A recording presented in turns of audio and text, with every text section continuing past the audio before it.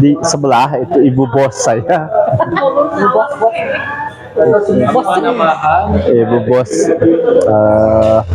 dapat PhD dari Wollongong University. Wollongong University dan gelar S2 dari Warwick sih. Orang macana salah wae nya.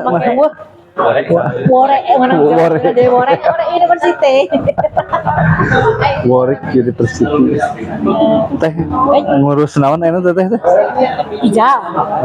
Ngurus jurnal. Tapi ya ngurus jurnal dan sekarang yang terbaru adalah PELTI, Primary English Language Teachers of Indonesia. Grow together, grow better dari Lukman. Oh gitu, si Eta nanya. Gaya-gayanya dari Lukman, tapi kata-katanya dari Bu Jusmita. Oh, kolaborasi. Dan kita ada jurnalnya juga. Ada jurnal nak? Jurnal, oke ya. Jurnal Peltin ya, Peltin Journal. Terus hebat dong, reviewernya udah dari mana-mana, udah dari berapa benua, langsung cek. Berapa? 12 orang tapi internasional. Australia, Afrika, Filipina, Vietnam, Indonesia, Malaysia. Ada yang Terus mah boleh bergabung nanti. Itu mau awak. Wah, emang banyak ngurus budak. Nah, eta orang mah bisi juga dina ieu kepala sekolah Krayon Singkat gitu. Bisi budakna sawan. Sama. Rumah diajar bahasa Inggris. Berarti memang teteh mah passionnya teh ke anak-anaknya. Ya betul. Jadi ke aki-aki mah teh kan berarti kan. Ya di belakang layar lah. Ke aki-aki mah teh. Kalau teh kayaknya ngelihat gimana dunia pendidikan kita yang berkenaan dengan anaknya ini, kayak misalnya ke primary education saat ini gimana gambaran umum yang bisa dilihat gitu? Gambaran umum memang sih fokusnya masih ke kognitifnya, maksudnya teh ini ada beberapa kompetensi yang harus dikuasai oleh anak, lebih fokus ke situ. Padahal kalau di kelas-kelas bawah misalnya lebih ke pembentukan akhlak sih nya gitu. Karakter. Pembentukan karakter, terutama yang di TK lah gitu ya. Di TK tuh memang nggak ke calistung dulu sih sebetulnya, memang di kita juga nggak gitu, tapi pada prakteknya lebih banyak itu. Karena pengalaman anak saya waktu TK di Australia gitu ya, dia tuh diajarin gimana ngantri, kalau mau masuk kelas kan kayak koridor-koridor, gimana kalau di koridor kan nggak boleh hari itu menang gandeng gitu, karena ada kelas yang harus mereka lalui gitu, yang kayak gitu-gitu gitu kan. Terus kalau upacara, namanya upacara hari Senin, mereka selalu ada assembly gitu. Yang kalau aku ingat sih zaman namanya amanat pembina upacara asa ngawang-ngawang gitu, yang ngomonginnya teh sangat abstrak gitu buat anak-anak. Ini masih gurunya teh ngeliat misalnya kalau ada yang punya prestasi itu kita appreciate, ngasih selamat ke dia gitu. Terus kalau misalnya ada permasalahan juga di bahasa kita ya, penggunaan tisu di toilet gitu, ada yang berlebihan mengenai itu tuh dikasih tahu bahwa memang mereka masih mampunya juga beli toilet paper gitu, tapi kan harus berhemat. Maka itu menurut aku mah sangat penting gitu, yang kayak gitu tuh diajarkan di sekolah. Terus di sekolahan teh mereka bergantian untuk ngurusin ada bikin kompos, jadi di sampah, karena mereka tuh ada crunch and sip. Jadi istirahat itu mereka bawa buah-buahan sama minuman gitunya, minum air mineral atau air jus gitu. Nanti kan ada bungkus kulit-kulit gitunya, itu tuh disuruh dipilah-pilah, dan mereka tuh dikasih tahu kalau jeruk nggak bisa dimasukin ke tempat sampah yang kompos karena itu akan membunuh bakteri. Dan mereka dengan social practice ini ambil dikerjain, tapi ada ilmu-ilmunya gitu dan real. Itu buat anak-anak kelas bawah. Terus begitu mereka gantian untuk membuang sampahnya ke kebun di belakang, dan mereka tuh punya kandang ayam, gantian maraban ayam, ngambil telur, terus nanti telurnya ada dijual kan mereka ada penghitungan ya, jadi kayak ada literasi finansial juga jadi masuk gitu di situ. Jadi gini ya, kenapa buat saya mah karakter based education itu jadi penting ya, terutama kalau di primary level. Saya tuh kan banyak ngelihat kasus-kasus yang melibatkan anak-anak, melihat anak-anak yang berkonflik dengan hukum gitu. Kebanyakan anak-anak itu punya masalah dengan karakter. Ini aja yang paling anget, misalnya kayak kasusnya Mario Dendi. Buat saya ini pasti ada sesuatu yang tidak lengkap atau sesuatu yang salah ketika dia ada di usia primary level itu gitu. Iya, iya. Terutama misalnya yang berkenaan dengan itu tanggung jawab,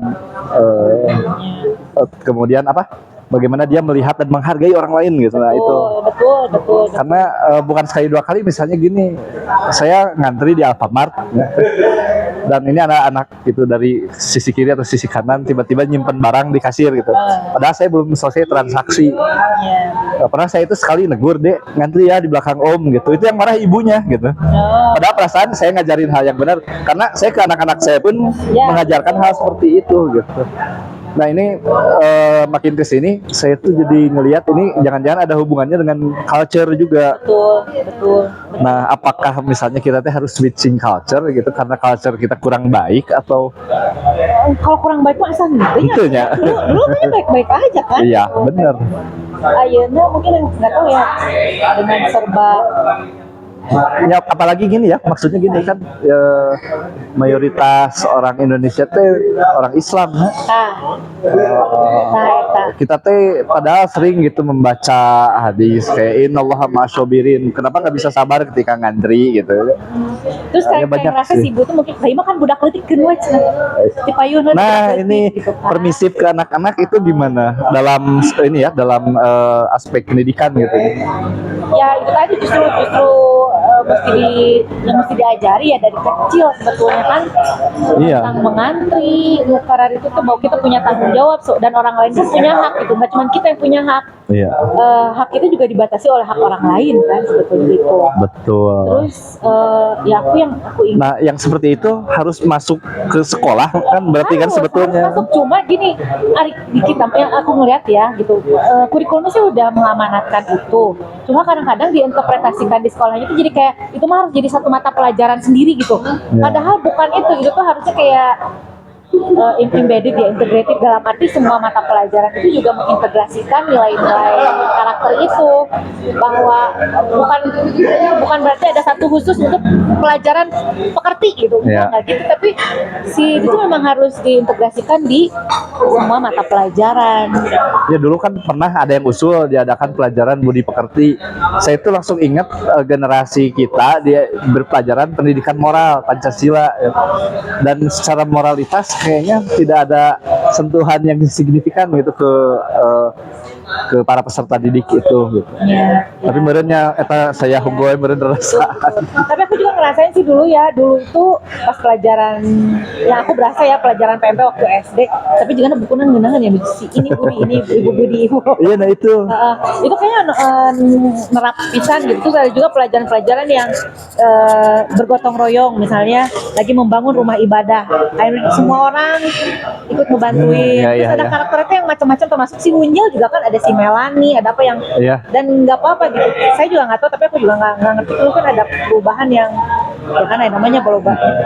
Nah, kenapa nggak banyak gitu yang memperhatikan itu gitu, Pak? Ya, itu sebenarnya hal kecil tapi memiliki dampak yang signifikan. Dan kadang ini masih nggak dipikirkan oleh banyak sekolah gitu.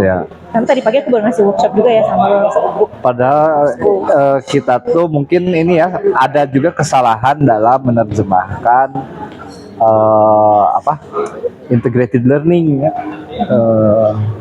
Jadi karena semua peserta didik diperlakukan sama, harus diperlakukan equal, tapi equal itu kadang-kadang tidak pada tempatnya gitu. Nah tapi itu mah namanya urusannya sama pemangku kebijakan. Iya. Tapi kalau ini bisa di-raise ya awareness-nya gitu. Iya. Kira bagus bahwa anak-anak juga kan, mereka juga dari keluarga bermacam ragam, mereka juga punya beliefs gitu, dan kita bisa acknowledge itulah gitu. Bukan jadi harus soksin salah ngomong sama kita. Ya maksudnya bahwa keunikan dari setiap peserta didik itu mungkin harus diperhatikan intinya mah. Makanya kan sekarang diusung sama dengan differentiated learning kayaknya, pelajaran berdiferensiasi. Kan perlu kita lihat juga background si anak-anak seperti apa juga. Nah, sekarang ini mah irisan bidang kita nih. Karena kalau menurut TK-nya bagaimana mengajarkan bahasa asing ke anak-anak di primary level.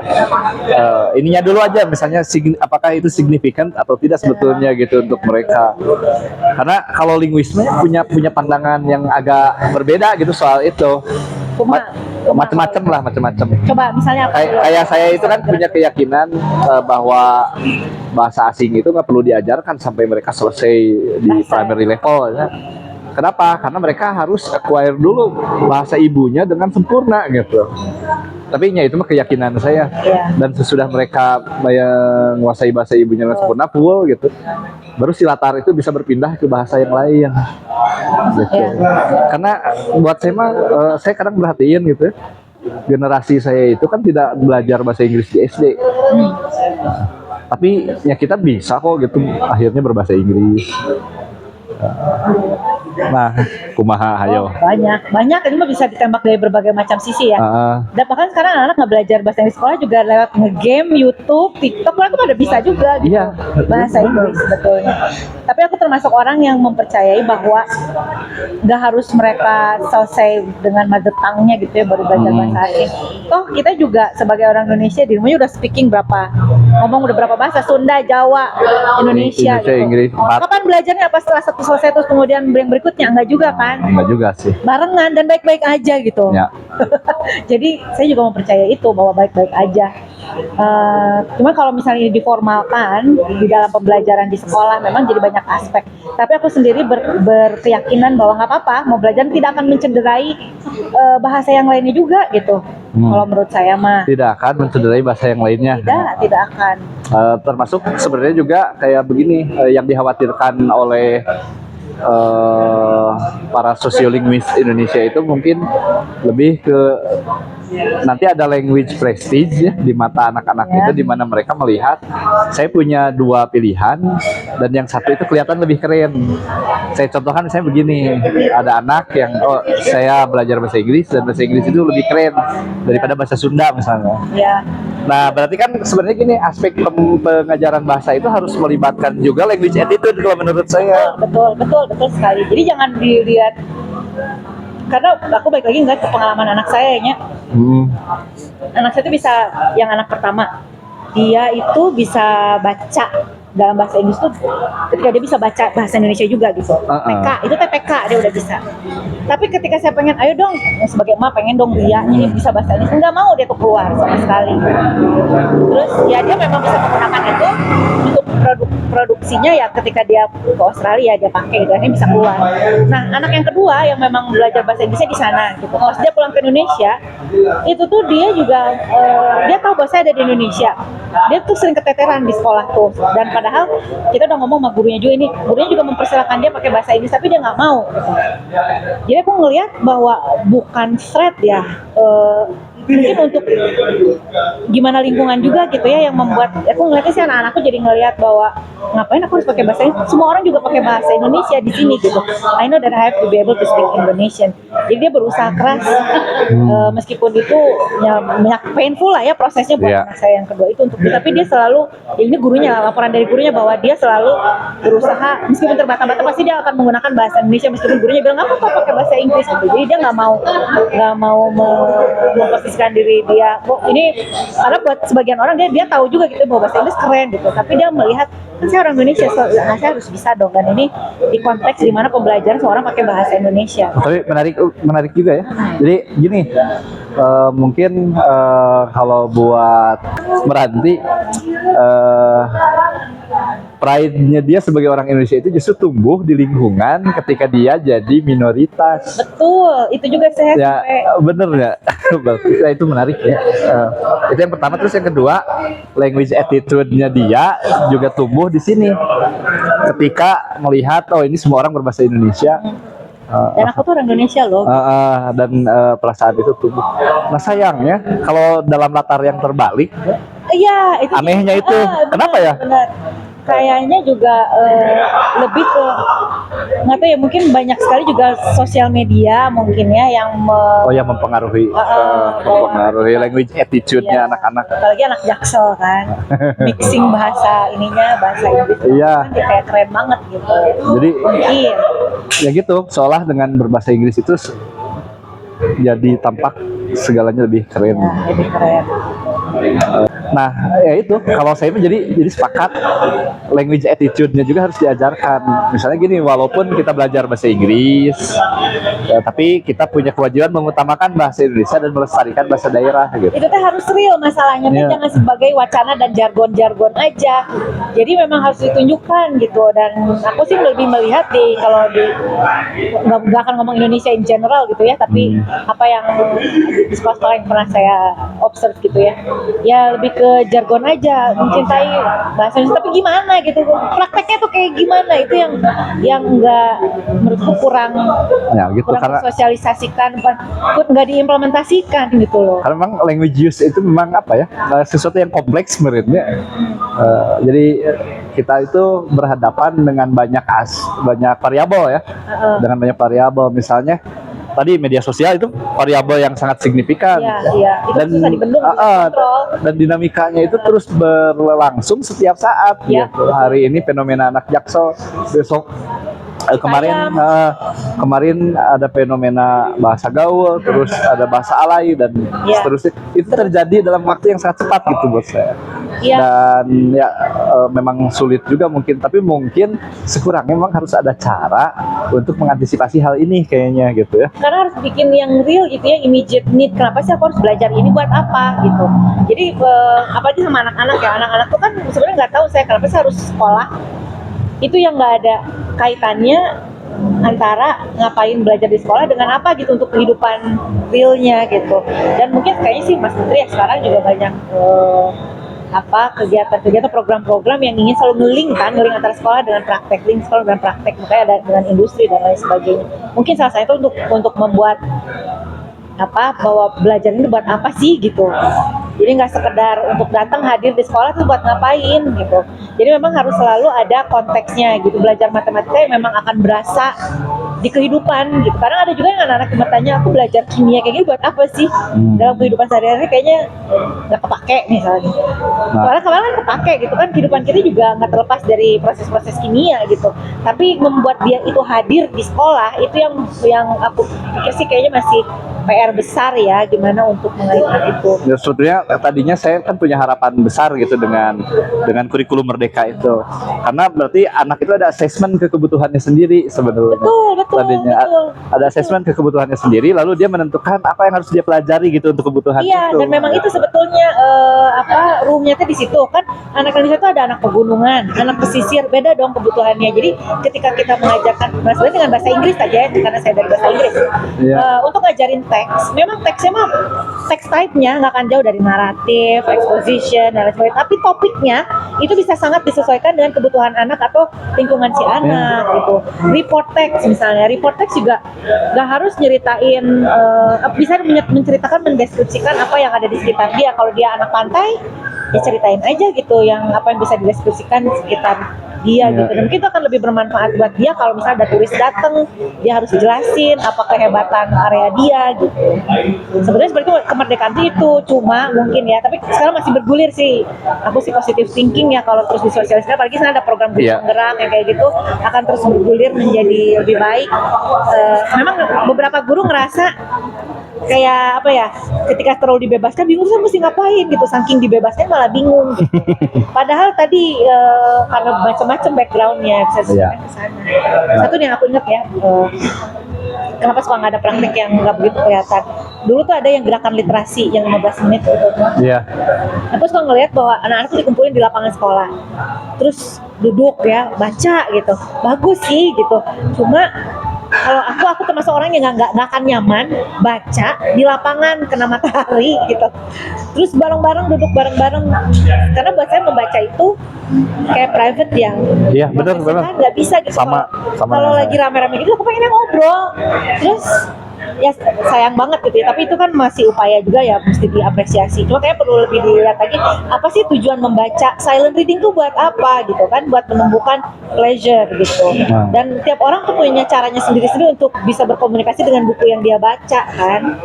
Terus hal lainnya adalah karena nggak dicontohin, ini kan bukan, ini seperti kayak naik sepeda mesti diajarin gitu Iya, benar benar. kan. Nah ini tuh mesti ada contoh dari gurunya. Jadi kadang guru nggak, menurut aku malah akan menarik kalau guru itu juga membaca buku atau novel sama-sama nih, kita baca bareng-bareng, gurunya bacain entah 1, 2, 3 paragraf dan bergantian, terus kita stop dulu dan gimana sih emosi kamu, ini relatable atau enggak. Jadi selalu ada room for dialogue gitu. Kadang-kadang nggak cuma baca, kamu udah baca berapa banyak, jadi lebih ke kuantitas gitu.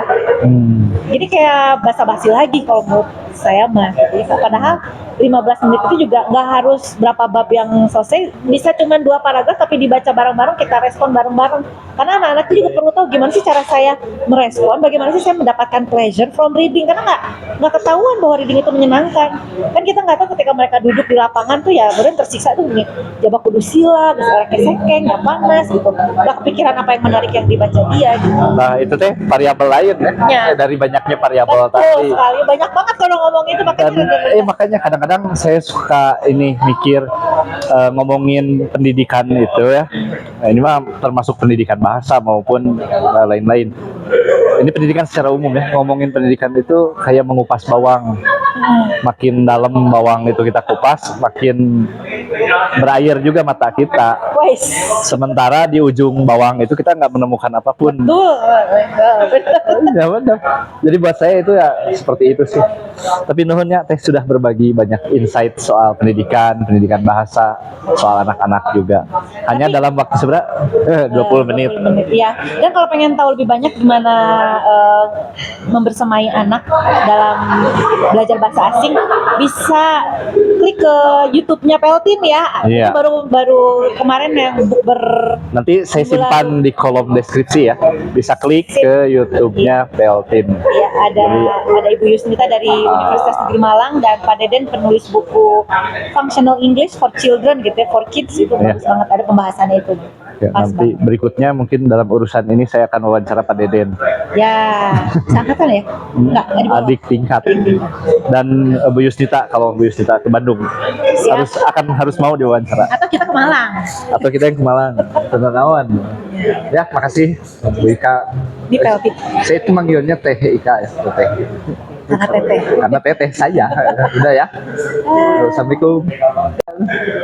Grow together, grow better. Grow better. Yes. Grow together, grow better. Peltin.